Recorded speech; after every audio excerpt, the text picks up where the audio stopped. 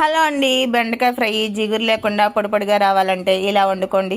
ముందుగా స్టవ్ వెలిగించుకొని ప్యాన్ పెట్టుకుని ప్యాన్ హీట్ అయిన తర్వాత 1 టేబుల్ స్పూన్ ఆయిల్ వేసుకుని ఆయిల్ హీట్ అయిన తర్వాత పోపు దినుసులు కూడా వేసుకుని ఫ్రై చేసుకోవాలి.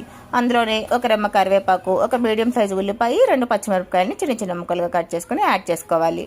ఉల్లిపాయలు మెత్తబడిన తర్వాత ముందుగానే కడిగి శుభ్రం చేసి ముక్కలు కోసుకొని 1 గంట పాటు ఫ్యాన్ కింద ఆరబెట్టుకున్న బెండకాయ ముక్కల్ని యాడ్ చేసుకోవాలి. బెండకాయ ఫ్రైలో ఎప్పుడు ముందుగానే ఉప్పు వేయకూడదండి. బెండకాయ ముక్కలు 3 వంతుల వరకు మగ్గిపోయిన తర్వాత టేస్ట్కి తగినట్లుగా సాల్ట్ని యాడ్ చేసుకొని కొంచెం పసుపును కూడా వేసుకొని ఒకసారి కలుపుకొని బెండకాయలని పూర్తిగా ఫ్రై అవ్వనివ్వాలి. ఉప్పు కనుక ముందుగానే యాడ్ చేశారంటే బెండకాయ ముక్కల్లో జిగురు వచ్చేస్తుందండి, కర్రీ పొడి పొడిగా రాదు. ముక్కలు పూర్తిగా మగ్గిపోయిన తర్వాత ఇప్పుడు టేస్ట్కి తగినట్లుగా కారాన్ని కూడా యాడ్ చేసుకొని గరిటెతో 2 నిమిషాల పాటు కలుపుకోవాలి. బెండకాయ ఫ్రై చేసుకునేటప్పుడు మూత మాత్రం అస్సలు పెట్టకూడదండి, మూత పెడితే జిగురు వచ్చేస్తుంది. వీడియో నచ్చితే లైక్ చేసి నా ఛానల్ని సబ్స్క్రైబ్ చేయండి.